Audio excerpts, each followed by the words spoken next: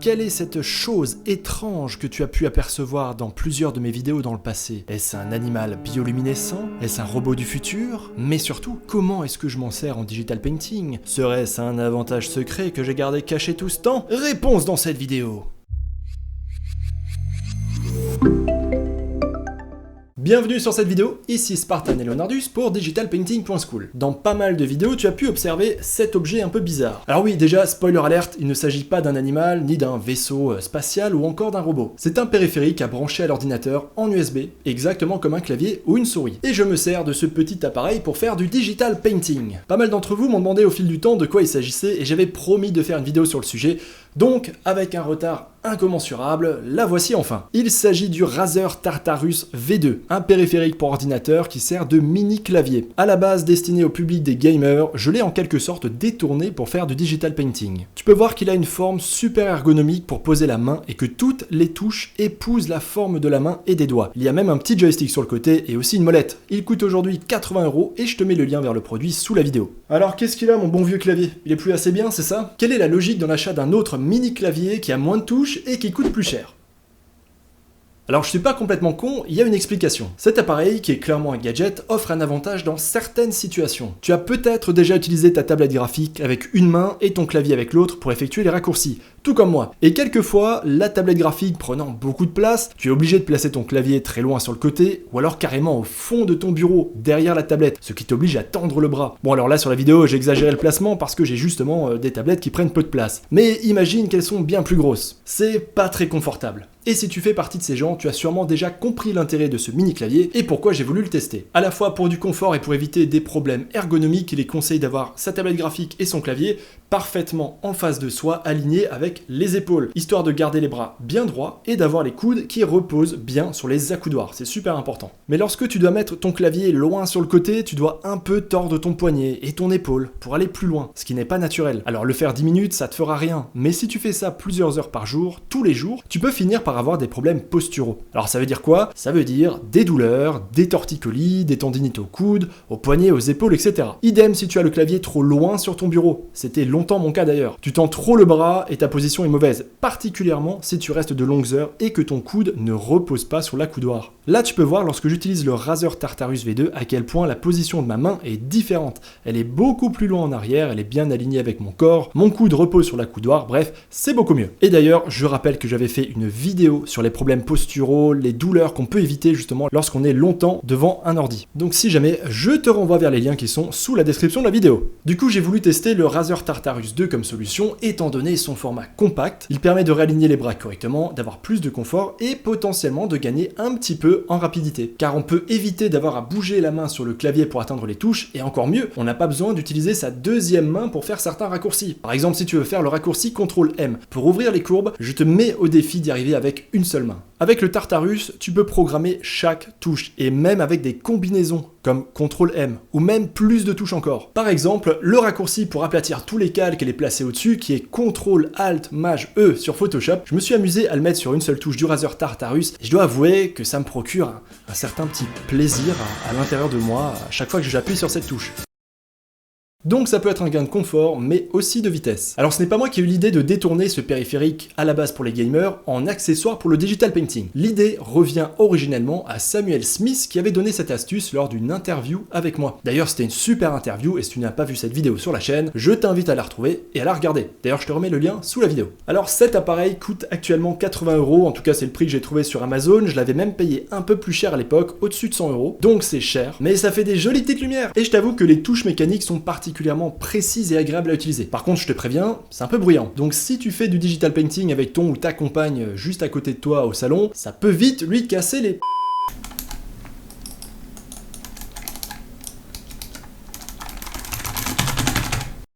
Du coup, verdict, est-ce que ça vaut le coup? Ma réponse est que ça dépend complètement de ton profil et surtout de ta tablette graphique. Par exemple, il faut savoir qu'aujourd'hui, je ne m'en sers plus. Oui, je sais, je t'ai menti dans cette vidéo, je l'ai rebranché exprès pour tourner ces quelques plans. Je suis désolé. Ce périphérique n'est pas là pour faire beau, il est là pour résoudre un problème, celui du manque de place pour poser mon clavier à côté de ma tablette graphique sans avoir à étirer mon bras dans n'importe quelle position. Or, depuis que je suis passé sur la tablette graphique ZenSlabs, qui est juste ici, comme tu peux le voir, elle a un format qui est vraiment très compact, on n'a pas de bouton programmable sur le côté, il n'y a pas non plus de grosse épaisseur, de gros bords autour de la surface tactile, donc ça m'a permis de reprendre mon clavier. Donc, je n'ai plus l'utilité du Tartarus. Alors tu pourrais me demander pourquoi je ne continue pas quand même de l'utiliser. La réponse est simple. Avec mon clavier, je peux exécuter encore plus de raccourcis. Oui, toutes les touches et combinaisons de ce mini clavier ne sont pas suffisantes pour moi. J'utilise des dizaines de raccourcis sur Photoshop et même quand j'utilisais cet appareil, j'avais toujours mon vrai clavier à côté plus loin. Le Tartarus me permet d'utiliser les raccourcis que je fais 95% du temps, mais pour les autres qui restent, j'avais du coup quand même besoin du clavier. Voilà pourquoi je préfère, si j'ai le choix, utiliser mon clavier complet. Cela dit, c'est bien sûr très personnel. Donc je ne vais te le conseiller finalement que dans peu de situations. Déjà, tu dois être quelqu'un qui, tout comme moi, utilise énormément de raccourcis. Au passage, je te conseille très fortement d'apprendre un maximum de raccourcis, tu vas gagner énormément en vitesse et en fluidité. C'est pour ça d'ailleurs que dans mes cours, je répète à chaque fois le raccourci que j'utilise lorsque je fais une action. C'est pour que ça rentre petit à petit dans le cerveau des élèves. Tu as une tablette graphique qui prend trop de place et qui pousse ton clavier trop loin. C'est particulièrement le cas avec les grandes tablettes graphiques à écran, qui ont des supports qui sont très encombrants, ou même avec certains modèles qui sont sans écran mais qui ont des bords qui sont vraiment très larges. Troisièmement, tu ne te sers pas des boutons programmables sur la tablette. En effet, plein de tablettes ont des boutons programmables sur les côtés, et c'est suffisant pour certains artistes. Finalement, en mettant les raccourcis les plus courants, ça peut déjà t'éviter d'utiliser ton clavier dans 80 à 90% des cas, ce qui est déjà bien, mais clairement c'est pas suffisant pour moi, ou pour un utilisateur aguerri. Au passage, la marque Uion avait aussi sorti une mini télécommande du même genre que le Tartarus, mais en beaucoup plus simple et moins complet. De mémoire, ça coûtait 50€, ce que je trouve exorbitant pour ce produit, surtout comparé au Tartarus qui est seulement 30€ de plus. Et surtout, il manquait de touches comparé à cet appareil, sans compter la forme super agréable du Tartarus, de la molette dessus, de son design plus sympa, des finitions, etc. Donc comme tu le vois, ça fait beaucoup de conditions pour que ce petit appareil ait un intérêt pour toi. Et après, je pense qu'il y a deux catégories de personnes. Il y a ceux qui vont apprécier l'utiliser, comme c'était mon cas, mais qui vont encore plus apprécier avoir vraiment un seul clavier pour faire l'étendue complète de tous les raccourcis possibles. Ça prend du temps de s'y adapter, mais par contre, une fois que tu l'as vraiment bien pris en main, c'est vraiment agréable de pas avoir du tout à bouger sa main pour faire déjà des dizaines de raccourcis. C'est vraiment super plaisant et ça peut avoir un côté un peu addictif. Après, ça dépend des gens. Moi, comme je l'ai dit, j'adorais l'utiliser, mais lorsque j'ai pu reprendre mon clavier complet, j'étais quand même bien content. Premier avantage, c'est super confortable et c'est vraiment ergonomique. On peut même régler la profondeur du repose-main en fonction de la taille de ta paluche. Ensuite, on peut aller plus vite qu'avec un clavier classique, à condition bien sûr d'avoir bien paramétré les touches. Et en plus de ça, tout ça avec une seule main, sans avoir besoin à chaque fois de ramener sa deuxième main pour faire un raccourci. Troisième avantage, c'est vraiment facile à installer et à programmer. Le driver est très bien fait. D'ailleurs, je vais te le montrer tout de suite. Alors, le driver se présente comme ça lorsqu'on arrive dessus. On a juste à cliquer ici. Comme ça, on arrive sur la section pavé numérique et on peut immédiatement commencer à jouer avec les touches. Alors ce qui est bon de voir, c'est que tu peux mettre plusieurs profils. Par exemple, un profil pour les jeux vidéo, un profil pour le digital painting, un profil pour la 3D sur Blender par exemple. Et pour chaque profil, tu peux donc avoir des touches et des raccourcis différents. Donc ça, c'est quand même super pratique. Ensuite, juste en dessous, comme tu le vois, tu as toutes les touches qui sont là, également la molette, le petit joystick. Tu as juste à cliquer dessus pour pouvoir ensuite modifier à cet endroit-là les touches. Alors je rentre pas dans le détail pour te montrer comment ça marche, c'est assez intuitif, mais en gros, c'est pas plus compliqué que ça. C'est vraiment super simple. Tu branches l'appareil, tu mets le driver et tu peux commencer à personnaliser tes touches. Et d'ailleurs, certains à l'époque m'avaient demandé quel raccourci j'avais mis sur les touches. Donc si jamais tu te poses la question, je vais dès à présent passer la souris comme tu le vois sur chacun de ces boutons et je te laisserai le soin, si jamais tu es intéressé, de faire pause dans la vidéo pour regarder chacun des raccourcis. Voilà, je passe assez rapidement. Et voilà. Ensuite, c'est vraiment de la très bonne qualité. Il est clairement très résistant et il a l'air d'être vraiment très durable comme produit. Ensuite, c'est pas moche sur le bureau et puis ça te donnera l'impression d'avoir un Transformers à côté de toi. Et enfin, dernier avantage, tu peux te la péter quand les invités viennent et qu'ils te demandent ce que c'est.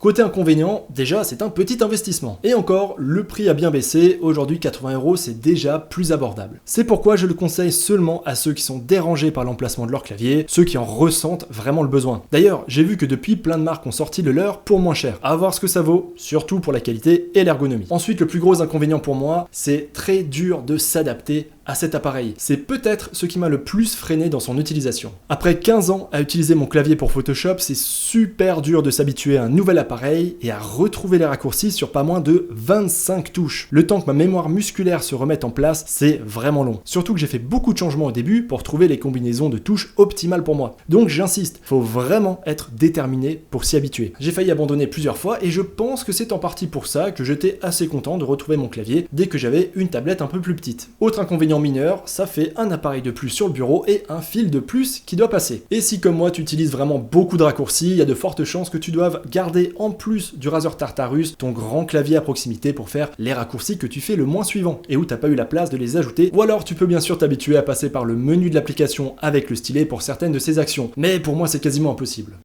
Vous aviez insisté pour savoir ce qu'était ce petit appareil sur mon bureau, vous avez maintenant la réponse. Pour conclure, c'est clairement un gadget qui sera inutile pour beaucoup d'entre vous, mais qui sera peut-être une vraie solution pour certains qui, comme moi, n'avaient pas assez de place sur leur bureau. Les problèmes posturaux viennent rapidement et c'est très long et chiant à faire partir. Ceux qui en ont le savent bien. D'ailleurs, si tu es dans cette situation, écris-le en commentaire, je suis curieux de savoir si vous êtes nombreux à avoir justement ce genre de petites douleurs, de blocage ou de torticolis. Alors, que penses-tu de ce petit périphérique, voire peut-être même que tu en as testé ou que tu en connais d'autres? J'attends ton avis en commentaire, d'ailleurs c'est aussi une manière de soutenir la chaîne pour faire remonter celle-ci dans les algorithmes, tout comme le petit pouce bleu que tu vas mettre là tout de suite sur la vidéo. Allez, mets le petit pouce bleu et bien sûr tu t'abonnes si ce n'est pas déjà fait. J'espère en tout cas que cette vidéo aura été utile et surtout qu'elle apportera un peu plus de confort à certains ou carrément la solution à un vrai problème de santé. C'est bon Leonardus, hein, c'est fini, tu peux débrancher ce truc et le remettre dans son carton. Chut, c'est fini, tu vois, je t'avais dit que c'était juste pour un après-midi, hein? Allez, tu reprends ta place, de toute façon tu sais que t'es le seul qui est sur mon bureau, je te le jure. Leonardus, coupe ça tout. L'art digital t'intéresse? Tu as envie d'apprendre ou de progresser en digital painting, ou peinture numérique en français?